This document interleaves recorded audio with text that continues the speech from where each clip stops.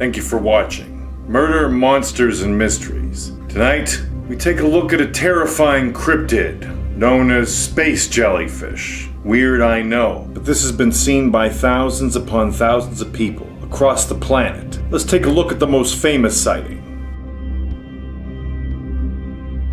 The Petrozavodsk sighting is one of the most well-known sightings of space jellyfish. In the early mornings in September in the late 1970s in the Soviet Union, with the Cold War still very real and in place, residents of a small Russian town woke to see a bizarre light moving overhead. As they watched, the light took on the appearance of a strange jellyfish-like object, which sent obscure beams of light to the ground, even leaving behind physical evidence of its presence. The incident remains one of the most intriguing UFO encounters on record, and despite several explanations put forward, in the minds of many UFO researchers, the incident remains a complete mystery. That the incident occurred while the Cold War was in full swing, and still a decade away from its end, only adds intrigue to the situation. Were the residents of this small town visited by alien beings from another world in the middle of the night?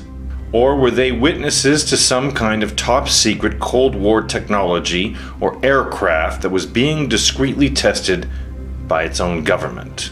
Indeed, the incident we are about to examine is one of the strangest and most intriguing to come out of the Cold War period. At around 4 a.m., on 20th of September 1977, according to the files of Michael Hessman, multiple residents of Petrozavich, particularly those who were up early for work, witnessed one of the most bizarre sights ever recorded. According to the newspaper, Pravda, an intensely radiant star which looked like a shining jellyfish, stood above the town. The report continued that the object moved slowly and threw rays of light on the city, elaborating that there were thousands of beams, and that it looked like heavy rain. Eventually, this object changed its brightness before heading off in the direction of Onezko Lake. When residents first noticed the bizarre aerial anomaly, they noted how it appeared to descend in a spiraling motion, looking similar to a ball of fire. Strangest of all, however, it then reduced its speed, meaning there was no chance that they were witnessing a meteorite. Eventually, it came to a complete stop and hovered directly overhead for a little over 5 minutes. As it hovered, the witnesses became aware of a terrible noise that came from the craft. A noise that sounded like the howling of a siren. Then, this howling noise ceased, and the object began to move once more, heading toward the main center of the town. One description of the object as it moved away was that it looked like a reddish-orange hemisphere surrounded by a bright zone. Inside this zone there appeared to be many points of light-like stars that twinkled and disappeared. As it moved away from the initial group of witnesses, it began to pulsate slightly. An obscure beam of light shaped like a cone came from the underside of it. A moment later, a second beam was visible. Both beams remained for several seconds before eventually disappearing. Then, things became a little more dramatic. As more and more people began to notice the curious anomaly in the sky, multiple thin rays of light, described like thin arrows, came down from the sky, heading toward the ground. And seconds after this happened, a surge of panic spread through the onlookers, who, until that point, had watched more out of fascination than fear. Many ran back inside, looking to take cover from what they believed was an imminent attack. Others flung themselves to the ground. There were rumblings among the local population in the immediate minutes following the display that what they were seeing was the imminent arrival of an American nuclear attack. The more onlookers watched the display, however, despite their fear, the more details they noticed. The object now had the appearance of a huge jellyfish, approximately 300 feet across, with golden tentacles that shone in many beautiful colors. What's more, it was clear that the strange beams of light had curve to them, much like tentacles of a jellyfish or octopus. What is also of interest, at least according to a report by TASS journalist Nikolai Milov, was that many people looked decidedly ill in the minutes following the incident, a look that continued for hours afterwards. Some of the witnesses who spoke with Milov claimed that they could feel some kind of electric current running through their body when the arrow-like lights appeared. Even stranger, where these lights touched the ground, and sometimes windowsills, they left rough holes. Then, some of the witnesses recalled the object descending even closer. It settled once again, a short distance away near the harbor. The closer it had gotten, the brighter the object appeared. It was now so bright that many of the witnesses had to shield their eyes somewhat in order to view it. Then, things turned stranger still. Multiple residents saw a bulb-shaped object detach itself from the main craft and set out over the rooftops of the local houses and buildings. As if performing some kind of reconnaissance mission, it continued to do this for several minutes before returning to the main craft. Some witnesses claim that it disappeared in an opening on the underside, perhaps suggesting some kind of remote-controlled drone. Following this, according to statements by the director of the meteorological station of Petrovich, Yuri Gerasimov, the object gradually assumed the shape of an elliptical ring. It then began moving once more, heading into a bank of nearby clouds in the direction of Onesko Lake. As it went into the clouds, it left behind a red hole, as if the clouds had been burned, which remained for several minutes. Later investigations would show that there were no records of any craft over the skies of the town of the night in question, and Gromov dismissed that it could be ball lightning or any other atmospheric phenomena. Gromov would further offer that it was either a UFO, the messenger of a higher intelligence with crew and passengers, or a field of energy that came from a UFO. In short, according to Gromov, there was no natural explanation for what hundreds, if not thousands of people had seen that autumn evening. After this incident, the TASS news agency would receive in excess of 1,500 letters from citizens who had seen this. Sightings like these have supposedly gone back for years. In the 1950s, a policeman in England claimed to have had a run-in with a low-flying sky jellyfish as he was riding his bicycle on patrol. He claimed that it drifted right down in front of him and that he actually bumped up against it, describing the sensation as similar to brushing up against a soft blanket, and that it had a slightly unpleasant smell of mildew.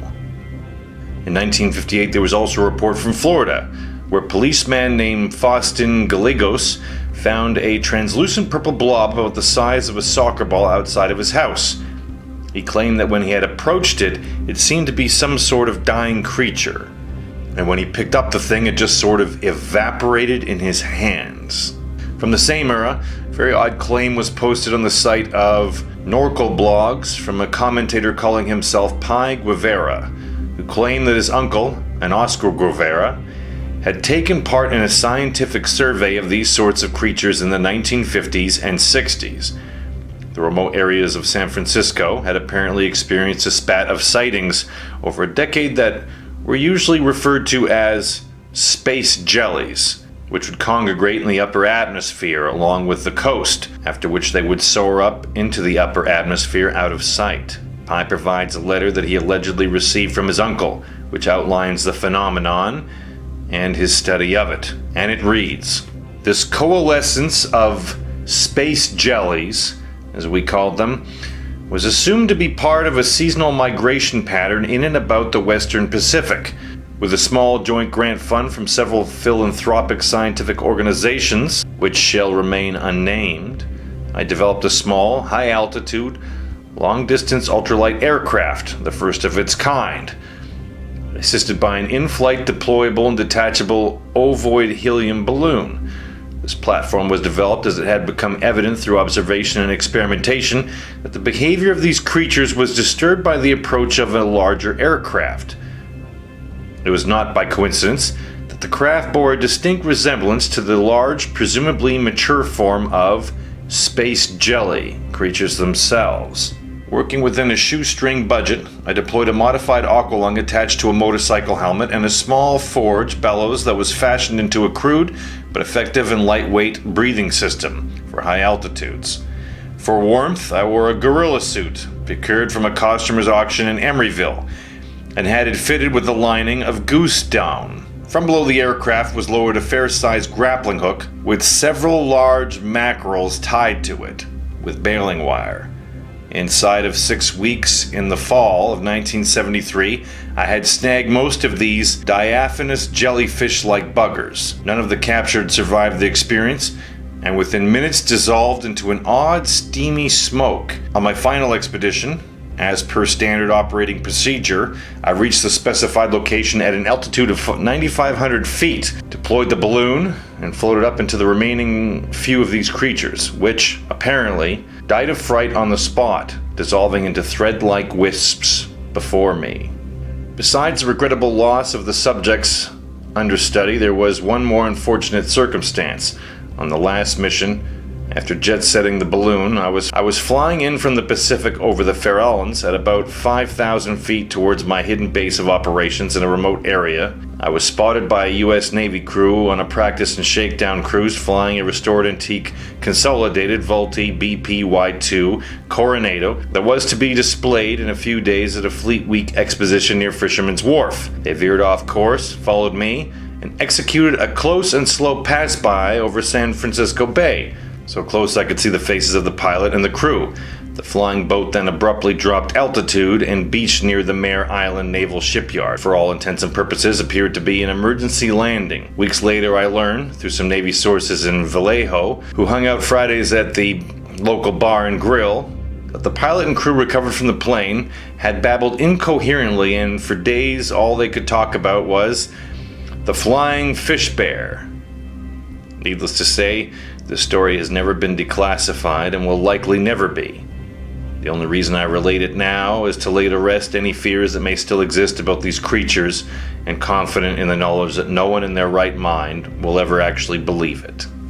There was a very strange sighting, December 3rd, 2004, from 2 witnesses who were on a road trip to Huntington, West Virginia, along the Ohio River, when they had their own sighting. Following is another strange witness report. They described it as this: as it got closer, the way it moved resembled the way a jellyfish would swim if it was horizontal. It was hard to describe, but it looked to be expanding at the front like a balloon, then using that air to propel itself along. It was roughly 100 meters above me, and I watched it for 10 minutes. After that, it was out of sight. This was during a clear night sky in Australia. I am very familiar with aircraft as I live relatively close to Jandakot Airport, and we see and hear them all the time. It was certainly not a machine of any kind. I yelled out to my mother-in-law, who was staying at the time, to come out and have a look. She also saw it. I filmed it on my smartphone, but being 8 p.m. at night, it was pitch black and you couldn't see anything. If I had to guess, I would say the feeling I was left with is that it was some kind of creature.